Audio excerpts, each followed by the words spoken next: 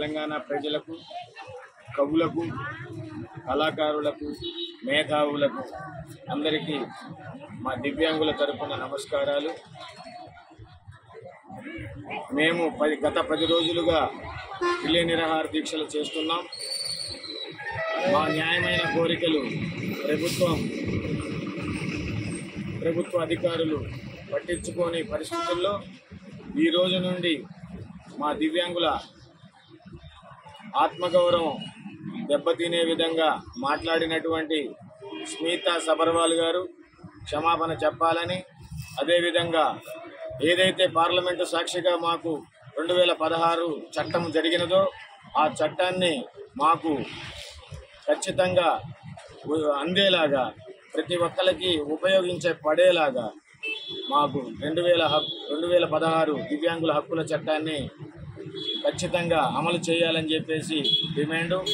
అంతేకాకుండా బ్యాక్లాగ్ పోస్టులు ఏదైతే ఉందో బ్యాక్లాగ్ పోస్టులు ఖచ్చితంగా దివ్యాంగులకి వయసు కూడా మీద పడిపోతుంది, వారి వయసు కూడా పెరిగిపోతుంది. కాబట్టి అతి తొందరగా బ్యాక్లాగ్ పోస్టులు కూడా రిలీజ్ చేయాలని చెప్పేసి, అదేవిధంగా ప్రభుత్వం కూడా గెలిచిన 100 రోజుల్లోనే మాకు ఆసరా పెన్షన్ని పెంచుతామని చెప్పి హామీ ఇచ్చింది. కాబట్టి ప్రభుత్వం కూడా వెంటనే మాకు 6,000 రూపాయల పెన్షన్ని అమలు చేయాలని చెప్పేసి కోరుతున్నాం.